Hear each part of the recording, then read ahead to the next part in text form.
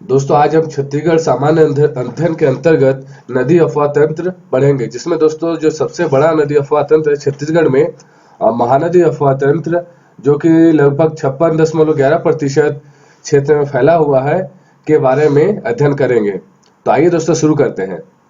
सबसे पहले तो दोस्तों ये जान लेते हैं कि ये नदी अफवाह तंत्र होती क्या है। दोस्तों कोई भी नदी जब शुरुआत में निकलती है तो उतनी बड़ी नहीं रहती है, धीरे धीरे उनकी और नदियां आके जुड़ती जाती है। जैसे सहायक नदियां चारों तरफ से आके धीरे धीरे छोटा छोटा नदी आके एक बड़ा रूप धारण कर लेती है। उसके बाद जो दोस्तों नदी बनती है उसे हम अफवाह तंत्र कहते हैं। तो आइए दोस्तों महानदी अफवाह तंत्र के बारे में जान लेते हैं। प्रकृति द्वारा विकसित एवं लगातार परिमार्जित मार्ग पर बहते हुए पानी की अविरल धारा नदी कहलाती है। जो कि दोस्तों मैं बताया हूँ कि जो एक मार्ग पर बहते हुए दोस्तों और भी कई धाराएं आके जो कि छोटी छोटी नदियां होती हैं आके मिल जाती हैं, तो उसे हम नदी कहते हैं। यह सामान्यतः पर्वत, झरने या ग्लेशियर से निकलकर सागर अथवा झील में समा जाती है। यानी कि दोस्तों ये बताया है कि पहाड़, पर्वत, झरना कोई भी जगह हो, यहाँ से इसका उद्गम होता है, फिर धीरे धीरे चलती हुई जाके सागर में या कोई बड़ा झील में जाके समा जाती है।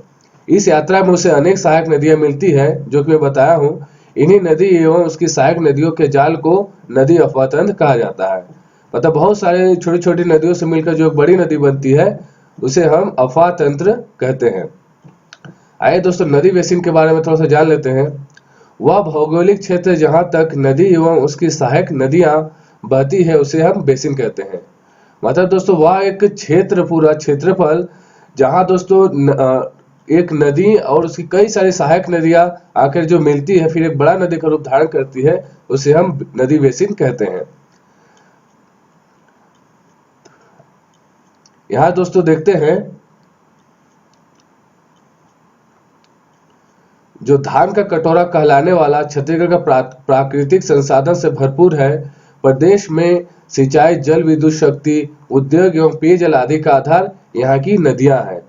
यानी कि दोस्तों धान का कटोरा हमारे छत्तीसगढ़ क्यों कहलाता है, उसका एक मुख्य कारण दोस्तों यहाँ की जो नदियां हैं वो है, क्योंकि दोस्तों नदियों के आसपास ही खेत हरी भरी तथा लहलहाती धान जो कि बहुत ज्यादा मात्रा में यहाँ पैदावार होती है। इस कारण से छत्तीसगढ़ को धान का कटोरा कहा जाता है। कटोरा कहने का तात्पर्य यह है दोस्तों, हमारा जो महानदी बेसिन है उसके अंतर्गत बहुत ही ज्यादा धान का पैदावार होता है, इसीलिए से छत्तीसगढ़ को धान का कटोरा कहा जाता है। यहाँ दोस्तों सिंचाई, जल विद्युत शक्ति, उद्योग व पेयजल आदि का आधार यहाँ की नदियां हैं। यानी कि मुख्य आधार दोस्तों यहाँ की जो है नदियां हैं। भौगोलिक संरचना के आधार पर छत्तीसगढ़ को मुख्य रूप से 5 नदी अफवाह तंत्र में विभाजित किया गया है।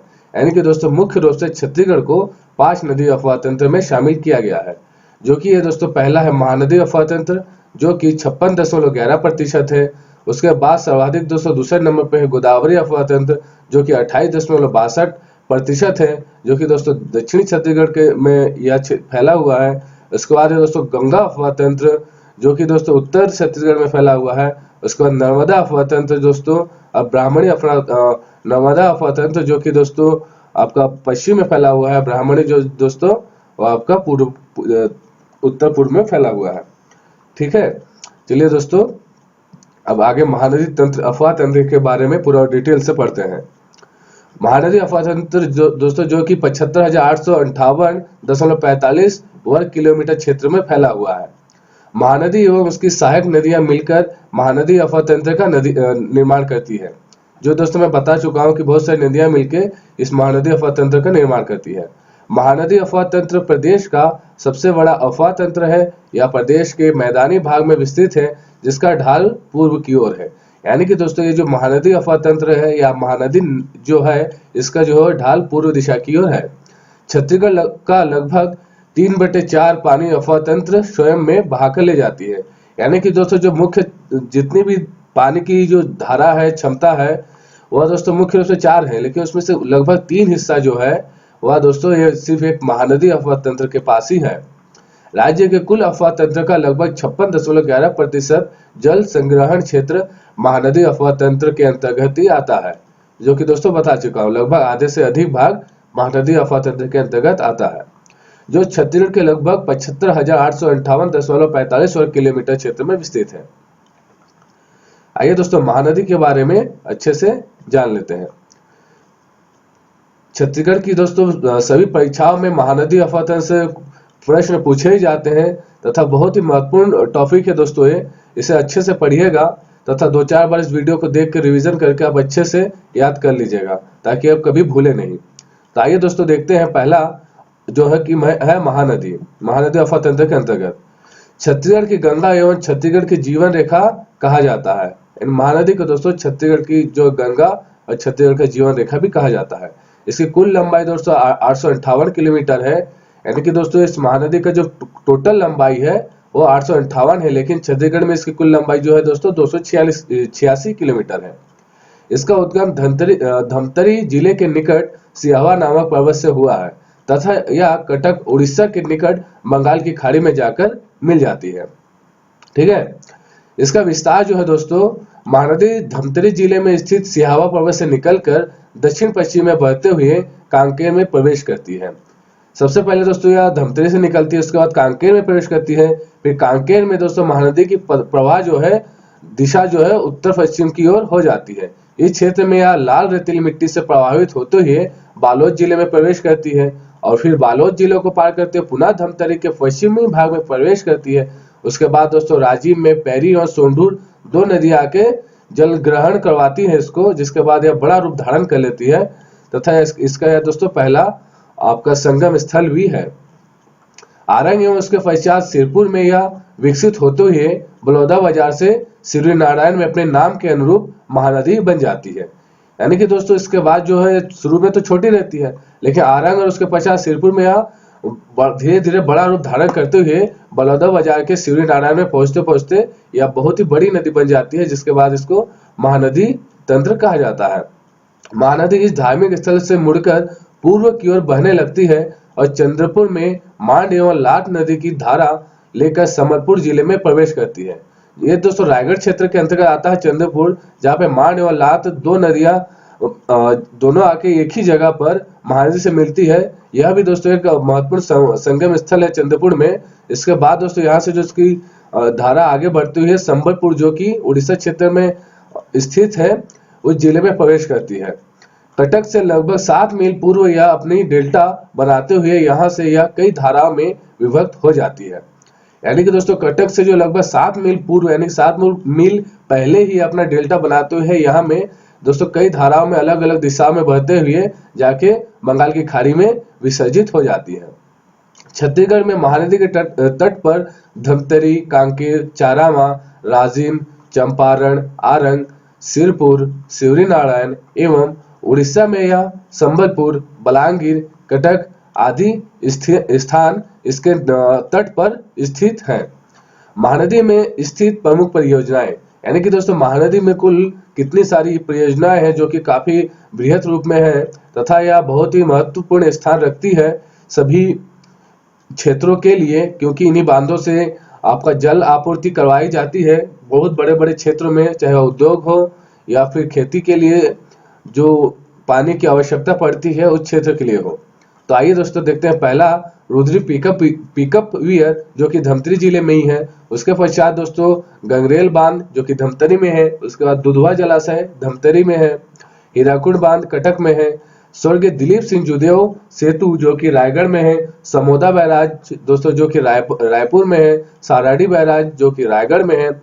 शिवरी नारायण बैराज जो कि जांजगीर चांपा में अवस्थित है। कलमा बैराज वो भी जांजगीर चांपा में अवस्थित है दोस्तों, और मिरौनी बैराज वो भी दोस्तों जांजगीर चांपा में ही अवस्थित है। दोस्तों इनके बहुत सारी सहायक नदियां हैं जो कि इसकी वृहत्ता का प्रमाण है। तो आइए दोस्तों देखते हैं तथा इन नदियों के बारे में थोड़ा थोड़ा मुख्य तत्व को पढ़ लेंगे, जिससे हमें परीक्षा में काफी हेल्प मिलेगी। तो आइए दोस्तों देखते हैं पहला जो कि दक्षिण की ओर से आके मिलती है। ठीक है, तो पहला है दोस्तों दूध नदी। आइए दूध नदी के बारे में थोड़ा सा जान लेते हैं। दूध नदी का उद्गम जो है दोस्तों मलाजकुंड पहाड़ी जो कि कांकेर के लगभग 15 किलोमीटर दूरी में स्थित है वहां से होती है तथा इसका विसर्जन जो है दोस्तों यानी कि समा जाती है जाके कांकेर में। और इसका प्रवाह क्षेत्र मुख्य रूप से दोस्तों कांकेर में ही है। और इसमें दोस्तों इसका जो सबसे बड़ा जलप्रपात है वह है मलाजकुंडम जलप्रपात, जो कि कांकेर जिले में ही अवस्थित है। इसके बाद दूसरा नंबर पे दोस्तों सिलियारी नदी। सिलियारी नदी का जो है उद्गम स्थल भी दोस्तों धमतरी में ही है, तथा यह महानदी में धमतरी में ही जाके मिल जाती है। और इसका प्रवाह क्षेत्र मुख्य रूप से धमतरी जिला ही है दोस्तों। इसके बाद इसमें सबसे बड़ा जो नदी परियोजना बना हुआ है वह है दोस्तों मुरुम सिल्ली जलाशय, जो कि धमतरी में ही अवस्थित है। अगला है दोस्तों सोंडूर परियोजना। ये सभी नदियां दोस्तों दक्षिण से आकर महानदी में मिलती है। तो सोंडूर नदी का दोस्तों प्राचीन नाम दोस्तों सुंदराभूति भी कहते हैं, यह कहा जाता था। इसका उद्गम जो है दोस्तों नवरंगपुर कोरापुट उड़ीसा से होती है, तथा छत्तीसगढ़ राज्य के संदर्भ में दोस्तों इसका उद्गम स्थल जो है छत्तीसगढ़ में धमतरी जिले के नरियल पानी नामक एक स्थान को माना जाता है। और इसका विसर्जन जो है दोस्तों पैरी नदी, जो कि मालगांव में अवस्थित है राजिम के नजदीक, वहां पे इसकी होती है। और इसकी जो इस पे जो है दोस्तों सबसे बड़ा जो परियोजना बना हुआ है वो है सोंडूर बांध परियोजना, जो कि धमतरी जिले में अवस्थित है। और इसका प्रवाह क्षेत्र जो है दोस्तों 2 जिलों में होती है थोड़े थोड़े मात्रा में, जो कि धमतरी और गरियाबंद का कुछ क्षेत्र है। इसके बाद दोस्तों चौथा नंबर जो है पैरी नदी। पैरी नदी का उद्गम जो है दोस्तों भातरीगढ़ की पहाड़ी, जो कि बिंद्रा नवागढ़ तहसील के अंतर्गत आती है, गरियाबंद जिले के अंतर्गत, वहां से होती है। इसका विसर्जन जो है दोस्तों महानदी, जो कि राजिम में होती है। और इसका प्रवाह क्षेत्र मुख्य रूप से गरियाबंद जिला ही है। और जो है दोस्तों इसका तटवर्ती नगर मुख्य रूप से सीताबड़ी और सिरकिट्टी, जो कि काफी धार्मिक स्थल के रूप में फेमस है। और नदी परियोजना जो है यहाँ पे मुख्य दोस्तों पैरी नदी में, वह है दोस्तों सिकासार परियोजना, जो कि गरियाबंद जिले में ही अवस्थित है। इसमें दोस्तों मुख्य रूप से इस नदी में दोस्तों जो है इस नदी के तट पर जो है राजीव लोचन मंदिर स्थित है, इसलिए दोस्तों यह पैरी नदी काफी ही फेमस है। इस तट पर दोस्तों सिरगट्टी आश्रम के समीप पांडुका नामक 2500 वर्ष पुराना बंदरगाह की प्राप्ति हुई है। यानी दोस्तों इस नदी के किनारे जो है 2500 वर्ष पुराना पांडुका नामक एक पुराना बंदरगाह प्राप्त हुआ है। दोस्तों ये जो नदी है धमतरी और राजिम को 2 अलग अलग जिले में विभाजित करती है, अलग अलग क्षेत्र के रूप में। अगला है दोस्तों सूखा नदी। सूखा नदी का उद्गम जो है दोस्तों तुम गांव, जो कि महासमुंद के अंतर्गत आती है, महासमुंद जिले के, वहां से होती है, तथा इसका विसर्जन जो है दोस्तों महानदी में ही हो जाती है, उसी तुम गांव में ही, उसके निकट में ही। महासमुंद जिले में जो कोडार नदी है वो दोस्तों एक और नाम से भी जाना जाता है। वहां पे बहुत बड़ा कोडार परियोजना, जिसे हम दोस्तों शहीद वीर नारायण सिंह परियोजना के नाम से जानते हैं, जो कि दोस्तों महासमुंद जिले में ही अवस्थित है। इसके बाद दोस्तों और एक नदी और आती है दोस्तों, यहाँ पे छूट गया, जो कि है जोक नदी। जोक नदी जो जिसकी दोस्तों कुल लंबाई लगभग 90 किलोमीटर है, तथा इसका प्राचीन नाम जो है प्लासिनी, जो कि मार्कंडेय ब्रह्म एवं वायु पुराण के अनुसार इसका नाम को माना जाता है। यानी कि दोस्तों ये मार्कंडेय ब्रह्म एवं वायु पुराण, इन तीनों में ही दोस्तों जोक नदी का चर्चा किया गया है। तथा इसका उद्गम जो है दोस्तों सोनबेरा पठार, जो कि उड़ीसा से निकलकर गौरागढ़ की पर्वत श्रृंखला को पार कर महासमुंद में जाकर मिल जाती है। इसका विसर्जन जो है दोस्तों महानदी, जो कि शिवरी नारायण के नजदीक आसपास में है, आसपास से गुजरती है, वहां पर जाकर हो जाती है। इसमें दोस्तों मुख्य रूप से एक जोक परियोजना, जो कि महासमुंद जिले में ही है, वहां पे होती है, और इसका जो मतलब अवस्थित है। और इसका जो प्रवाह क्षेत्र है दोस्तों वह है लगभग 3 जिले के आसपास, जो कि है महासमुंद, बलौदा बाजार, उसके अंतर्गत गिरौदपुरी जिले आती है वहां पास, और जांजगीर चांपा कुछ क्षेत्र में आदि। अगला है दोस्तों दक्षिण की ओर से आने वाले अंतिम जो है वह है लात नदी, जिसका उद्गम दोस्तों रदम की पहाड़ी, जो कि सरायपल्ली महासमुंद में है, से होती है, तथा इसका विसर्जन जो है दोस्तों चंद्रपुर के निकट एक संगम में हो जाती है, महानदी में ही। और इसका प्रवाह क्षेत्र जो है महासमुंद रायगढ़ का कुछ क्षेत्र है। अब दोस्तों उत्तर की ओर से मिलने वाली जो सहायक नदियां हैं उसके बारे में थोड़ा थोड़ा जान लेते हैं। दोस्तों यहाँ जो पहला ये जो दिया गया शिवनाथ नदी, यह दोस्तों छत्तीसगढ़ में बहने वाली सबसे बड़ी नदी है। इसके बारे में भी हम बृहद रूप से चलिए चर्चा करते हैं। तो आइए दोस्तों हसदेव नदी के बारे में जानते हैं।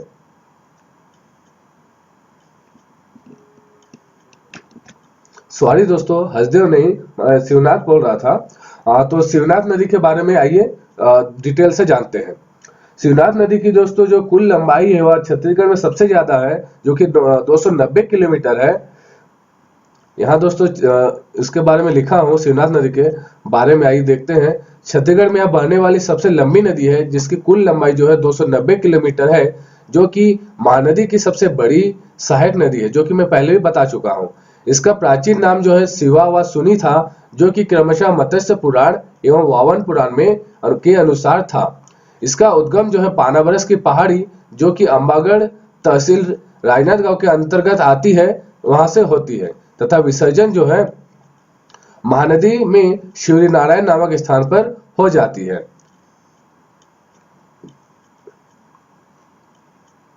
प्राचीन काल में जो है शिवनाथ नदी के 36 गढ़ों को, मतलब कुल जो है दोस्तों छत्तीसगढ़ में 36 गढ़ थे, तथा शिवनाथ नदी के दो पार हिस्से में 18 गढ़ों में विभाजित कर गया था। इसके कारण भी छत्तीसगढ़ का नाम छत्तीसगढ़ पड़ा था। ठीक है। इसकी सहायक नदियां भी हैं, जो कि इसकी क्षमता और विस्तार को दर्शाता है। जैसे कि उत्तर से दक्षिण की ओर मिलने वाली जो नदियां हैं, जो कि उत्तर से मिलने वाली जो नदियां हैं, उसको पहले हम लोग देख लेते हैं। पहला है दोस्तों आमनेर। इसके बारे में जानते हैं दोस्तों। इन नदियों के, सहायक नदियों के बारे में भी जानना बहुत ही जरूरी है, क्योंकि यह दोस्तों परीक्षा की दृष्टि से काफी महत्वपूर्ण है। सीजीपीएससी, सीजीव्यापम तथा अन्य सभी परीक्षाओं में जो कि छत्तीसगढ़ की है, उनमें इनसे क्वेश्चन बनते ही हैं इन सहायक नदियों से। तो आइए दोस्तों देखते हैं आमनेर नदी के बारे में। आमनेर नदी जो है दोस्तों, यह दोस्तों आपका कबीरधाम जिले के मैकल श्रेणी के अंतर्गत, वहां से एक क्षेत्र है कबीरधाम, वहां से निकलती है मैकल पर्वत से, तथा विसर्जन जो है दोस्तों शिवनाथ नदी जो कि दुर्ग से जब गुजरती है वहां पास हो जाती है, तथा इसका प्रवाह क्षेत्र जो है कबीरधाम, राजनांदगांव, बेमेतरा तथा दुर्ग जिला है। इसमें विशेष दोस्तों खैरागढ़ में जो 3 नदियों का संगम है, जो कि है आमनेर, मुस्का और पिपरिया, ये दोस्तों काफी फेमस है, क्योंकि यह दोस्तों एक संगम स्थल है 3 नदियों का। इसके बाद दोस्तों देखते हैं हाप नदी दूसरे नंबर पे है। जो हाप नदी है दोस्तों, हाप नदी का कुल लंबाई जो है 44 किलोमीटर के आसपास है, तथा इसका उद्गम जो है दोस्तों पंडरिया पहाड़ी कांदावनी क्षेत्र, जो कि कवर्धा में ही के अंतर्गत ही आती है, वहां से हो जाती है, तथा इसका जो संगम है यानी कि मिलती है जाके शिवनाथ नदी में बेमेतरा के नजदीक।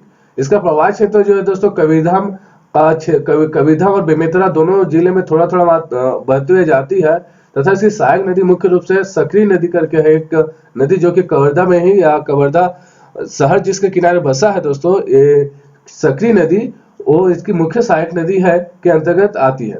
सकरी नदी का प्रवाह क्षेत्र जो है दोस्तों कवर्धा और बेमेतरा भी है। सकरी नदी के बारे में इसलिए बता रहा हूं क्योंकि दोस्तों इसके कभी पूछा जा सकता है कि कवर्धा शहर जो है किसके किनारे बसा है, तो वह है सकरी नदी। ठीक है। चलिए अगला है मनियारी नदी। मनियारी नदी के अंतर्गत दोस्तों जो है इसकी जो कुल लंबाई है यह 134 किलोमीटर है, तथा इसका जो उद्गम है दोस्तों पेंड्रा लोरमी का पठार सिंहावल, पेंड्रा नहीं दोस्तों, खाली जो एक लोरमी का पठार नामक एक स्थान है सिंहावल, जो कि मुंगेली के अंतर्गत आता है, से हो जाता है।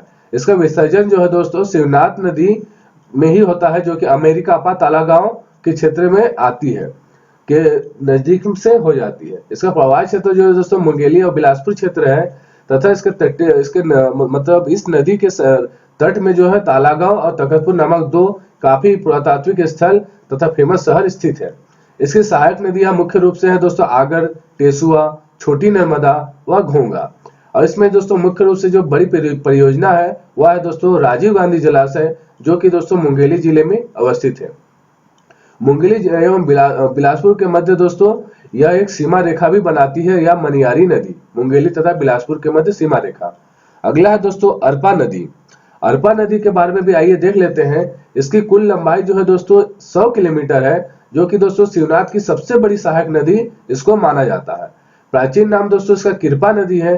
कृपा नदी उद्गम जो है दोस्तों खोंडरी खोंगसरा की पहाड़ी, जो कि पेंड्रा तहसील के अंतर्गत आती है, वहां से होती है, तथा इसका विसर्जन जो है दोस्तों शिवनाथ नदी में ही होती है, जो कि बरतौरी नामक एक स्थान, जो कि ठाकुर देवा मानिक चौरा नामक स्थान पे हो जाती है, जो कि दोस्तों बिलासपुर के अंतर्गत ही आती है।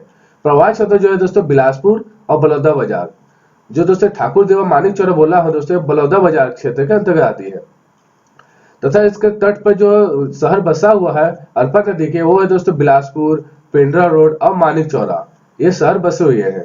तथा इसमें सबसे बड़ा परियोजना जो है वह है अरपा भैंसा झार परियोजना, जो कि कोटा बिलासपुर क्षेत्र के अंतर्गत आती है। और इसकी सबसे बड़ी सहायक नदी है वह है खारा नदी। और इस नदी में दोस्तों यह जो है मतलब यह नदी जो है आपका अरपा नदी, यह मुंगेली एवं बिलासपुर के मध्य सीमा रेखा का निर्धारण करती है। इसके अगला सहायक नदी जो है दोस्तों उत्तर की ओर से, वह है दोस्तों लीलागर नदी, जो कि दोस्तों 135 किलोमीटर इसकी लंबाई है। इसका प्राचीन नाम जो है दोस्तों लीलागर का निडिला नदी है। क्योंकि दोस्तों यह नाम भी क्वेश्चन यहाँ से भी बनते हैं परीक्षा की दृष्टि से दोस्तों, ये काफी महत्वपूर्ण है, तो इसको आप याद रखिएगा कि लीलागर नदी का जो है प्राचीन नाम निडिला नदी है। तथा इसका उद्गम जो है दोस्तों दीपका का पठार, जो कि बांधाघर कोरबा से है, कोरबा के अंतर्गत आती है में हो जाती है, मतलब वहां से होती है, दीपका पहाड़ से इसका उद्गम होती है लीलागर नदी का। और विसर्जन जो दोस्तों शिवनाथ नदी में हो जाती है। इसका तटीय नगर जो है मतलब लीलागर नदी के किनारे जो दोस्तों मल्हार नदी अवस्थित है, मल्हार शहर या नगर अवस्थित है। यह दोस्तों कोरबा, बिलासपुर और जांजगीर चांपा के मध्य सीमा रेखा का निर्धारण करती है। इसके बाद दोस्तों लीलागर नदी के बाद जो दक्षिण की ओर से मिलती है जो नदियां, खरखरा जो कि है मुख्य, पहला है खरखरा, यह भी दोस्तों शिवनाथ नदी की जो है बहुत ही अच्छी एक सहायक नदियां है चारों, खरखरा, तांदुला, खारून, जमुनिया, ये तीनों भी दोस्तों आके मिलती है और शिवनाथ नदी को वृहद करने में महत्वपूर्ण भूमिका निभाती है। तो आइए दोस्तों खरखरा नदी के बारे में थोड़ा सा देख लेते हैं। खरखरा नदी का जो है दोस्तों उद्गम स्थल जो है और डोंडी लोहारा है, जो कि बालोद के जिले में आती है, और इसका विसर्जन जो है दोस्तों बालोद जिले में ही हो जाती है। और उसका जो प्रवाह दोस्तों क्षेत्र है, यानी कि कहाँ कहाँ से बहती है, वह बालोद से निकलती है और बालोद में ही जाके बहती है तथा उसी में मिल जाती है। और इसके में जो सबसे बड़ा परियोजना खरखरा परियोजना बालोद, जो कि काफी महत्वपूर्ण है, यहाँ से भी एक क्वेश्चन बनता ही है, तो इसको भी आप याद रखिएगा कि खरखरा परियोजना जो कि बालोद जिले में अवस्थित है। इसके बाद दोस्तों अगला है दूसरा तांदुला। जो तांदुला नदी है दोस्तों, इसकी कुल लंबाई जो है आपका 64 किलोमीटर है, तथा इसका जो उद्गम है भानु प्रतापपुर की उत्तरी पहाड़ी जो कि कांकेर जिले में आती है से होती है, तथा विसर्जन जो है दोस्तों शिवनाथ नदी में ही हो जाती है दुर्ग के समीप। और इसकी सहायक नदी है जो है जुआर नदी और गोदली बांध, जो कि गोदली बांध यहाँ पे जुआर नदी में अवस्थित है। प्रवाह क्षेत्र जो है दोस्तों कांकेर, बालोद, दुर्ग 3 जिलों में है इसका मुख्य रूप से। तथा इसमें जो है तांदुला जलाशय बालोद काफी महत्वपूर्ण यह एक परियोजना है, जो कि जिसे कि हम छत्तीसगढ़ का सबसे पहला परियोजना मानते हैं, है तांदुला जलाशय, जो कि बालोद में है, सबसे पहला परियोजना है। इसके तट पर दोस्तों डोंडी एवं गुड्डरदेही 2 मुख्य धार्मिक स्थल स्थित है। अगला दोस्तों खारून नदी, जिसकी कुल लंबाई जो है दोस्तों 208 किलोमीटर है, तथा इसका उद्गम जो है दोस्तों पेटुचुआ की पहाड़ी चोहरा नाला बालोद में होती है, तथा विसर्जन जो है दोस्तों वह शिवनाथ, सोमनाथ, धरसीवा के समीप हो जाती है। इसका प्रवाह क्षेत्र जो है दोस्तों बालोद, दुर्ग तथा रायपुर में यह खारून नदी बहती है। तब बोला भी जाता है कि दोस्तों रायपुर किस नगर के तट पर बसी है, तो वह है खारून नदी। और इसके नगर जैसे इसका और एक शहर बसा जो कि तरीघाट, जो कि दुर्ग जिले में आती है, ये भी दोस्तों खारून नदी के तट पर अवस्थित है। यह नदी दुर्ग और धमतरी के बीच दोस्तों रायपुर में जाते हुए सीमा बनाते हुए, दुर्ग और धमतरी का सीमा बनाते हुए रायपुर में जाके प्रवेश करती है। अगला चौथा है दोस्तों जमुनिया नदी। जमुनिया नदी जो है इसका उद्गम दोस्तों बालोद में है, तथा सॉरी दोस्तों जमुनिया नदी का जो है उद्गम जो है आपका बलौदा बाजार में है, तथा इसका जो विसर्जन जो है शिवनाथ नामक स्थान बलौदा बाजार में है, वहां पर हो जाती है। दूसरा है दोस्तों हसदेव नदी, जो कि उत्तर की ओर से मिलने वाली यह दोस्तों महानदी की बहुत ही महत्वपूर्ण सहायक नदी है, हसदेव नदी, ठीक है, जिसकी कुल लंबाई जो है 176 किलोमीटर है, तथा इसका प्राचीन नाम जो है हस्तुसोमा है। यह दोस्तों कैमूर पहाड़ी, जो कि सोनार तहसील कोरिया के अंतर्गत आती है, वहां से होती है। तथा विसर्जन जो है दोस्तों महानदी में हो जाती है, जो कि सीलादेही श्री नारायण से 8 मील दूर में ग्राम है केरा, वहां पर हो जाती है। इसका प्रवाह क्षेत्र जो है दोस्तों कोरिया, कोरबा तथा जांजगीर चांपा है। इस नदी के तट पर जो है महेंद्रगढ़, कोरबा, चांपा, पीथमपुर जो कि जांजगीर चांपा का एक शहर है स्थित है।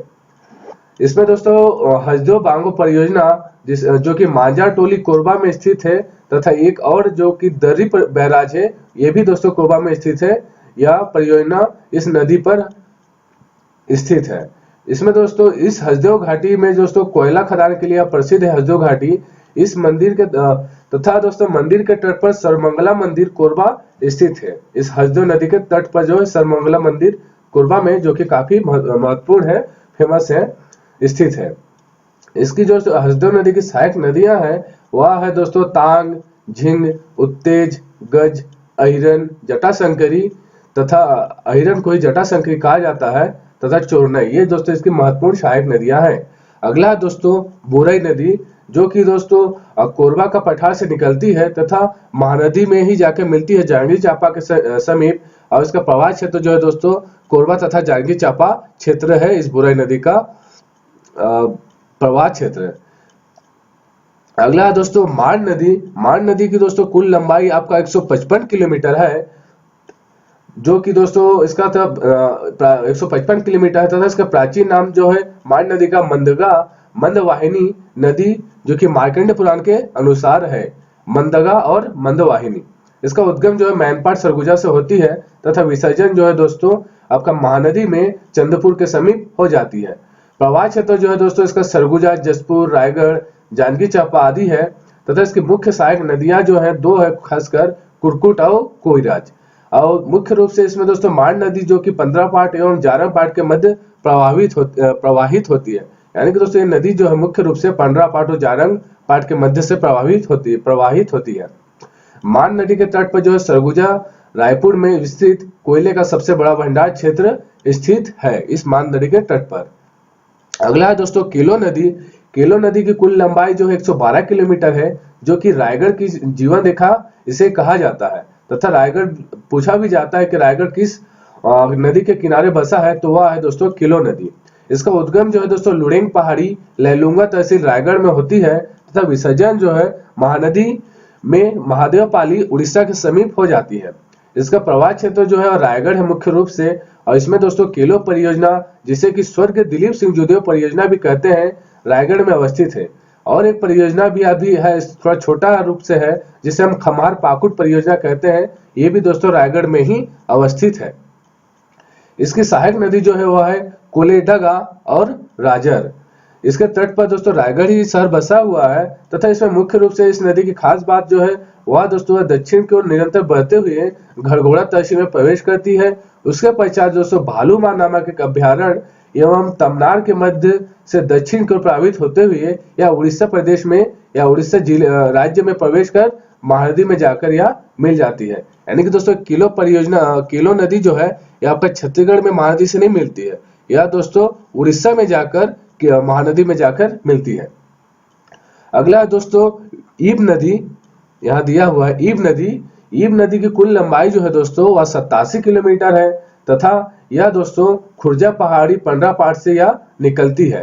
यहाँ दोस्तों एक रानी झूला नामक स्थान है, जो कि जसपुर जिले के अंतर्गत आती है, वहां से निकलती है। यह दोस्तों रानी झूला भी काफी महत्वपूर्ण पुरातात्विक स्थल है, तथा यह बहुत ही महत्वपूर्ण स्थान रखती है।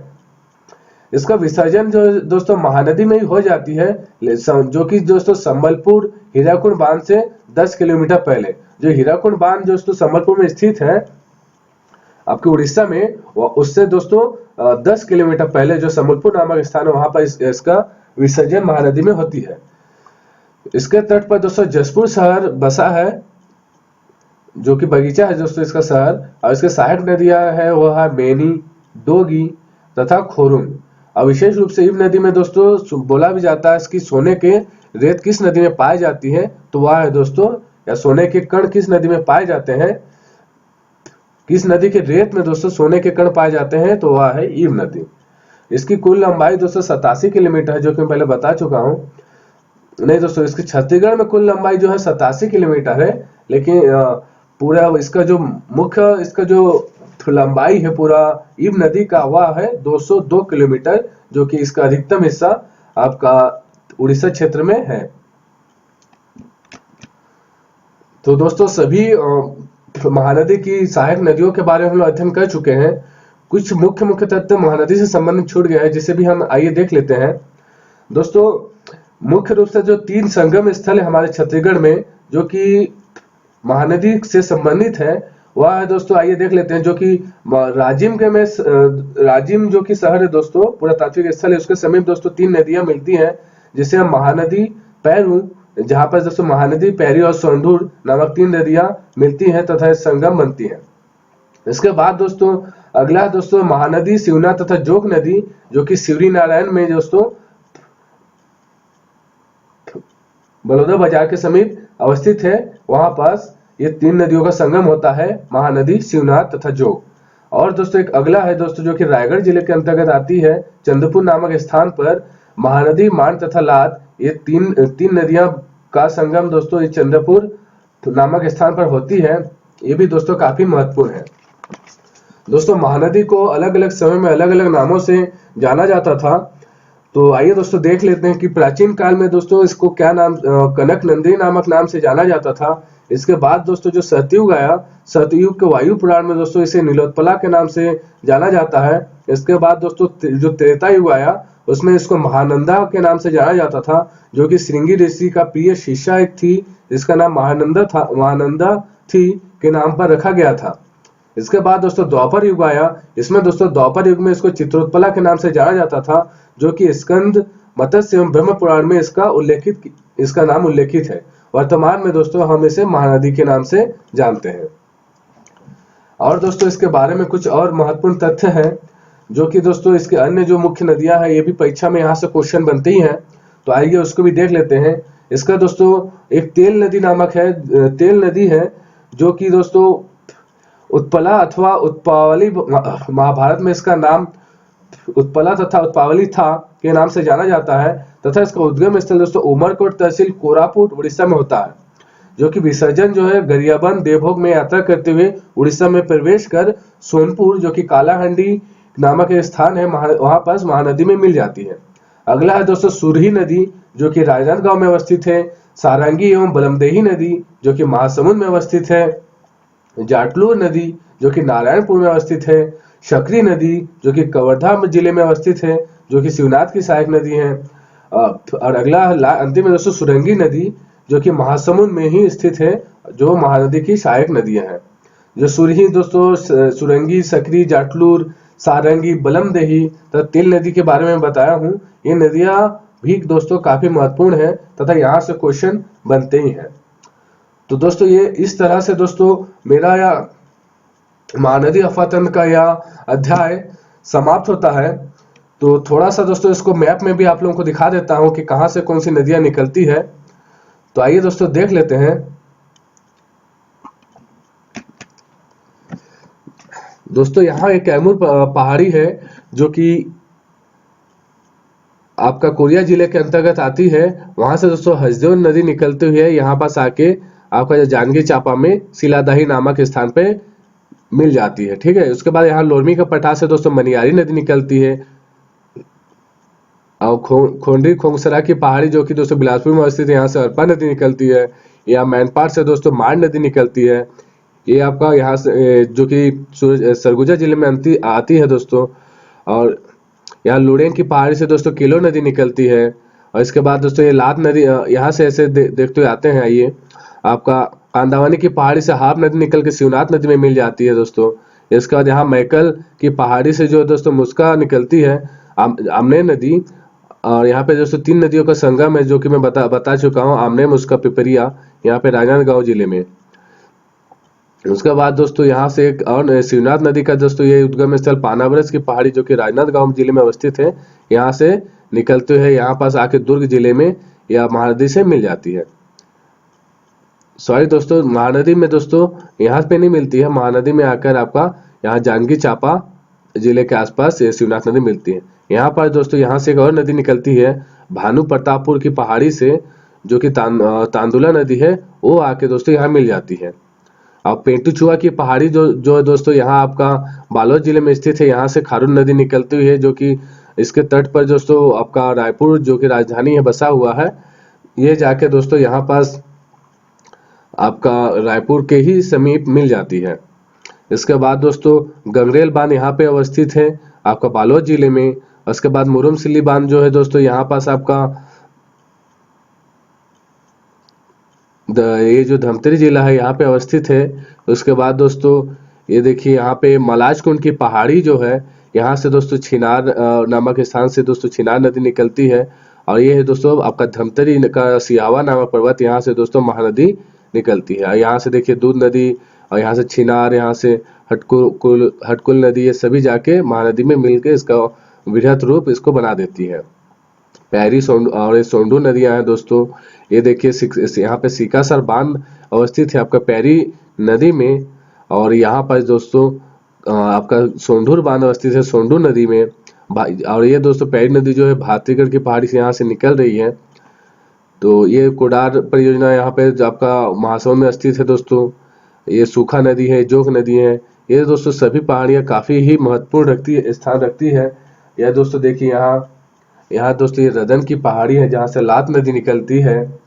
यहाँ दोस्तों ये गौरागढ़ की पहाड़ी है दोस्तों, जहाँ से दोस्तों जोक नदी, यहाँ से देखिए जोक नदी यहाँ से निकल के यहाँ से बहती है, यहाँ से चली जाती है। ये लुडेंग की पहाड़ी है जो दोस्तों जिसमें से केलो नदी निकलती है। और यहाँ पे दोस्तों खुर्जा की पहाड़ी है। खुर्जा की पहाड़ी से जो दोस्तों ईब नदी निकलती है, जिसमें दोस्तों आपका जिसके रेत में सोने के कण पाए जाते हैं। तो दोस्तों इस तरह से मेरा ये वीडियो आज का समाप्त होता है। अगर आपको मेरा ये वीडियो अच्छा लगा है तो इसको लाइक और शेयर जरूर कीजिएगा। और किसी भी तरह की कोई क्वेरी हो, कोई सवाल हो, तो किसी प्रकार का कोई समस्या हो तो मेरे को कमेंट बॉक्स में जरूर बताइएगा। तथा वीडियो को शेयर कीजिएगा तथा अपना मित्र परिजनों को भी इस वीडियो को देखने के लिए बोलिएगा, जिससे एक महानदी के बारे में जो बृहद नॉलेज है वो उन्हें मिल सके। तो चलिए दोस्तों आज का वीडियो यहीं समाप्त करता हूँ। धन्यवाद।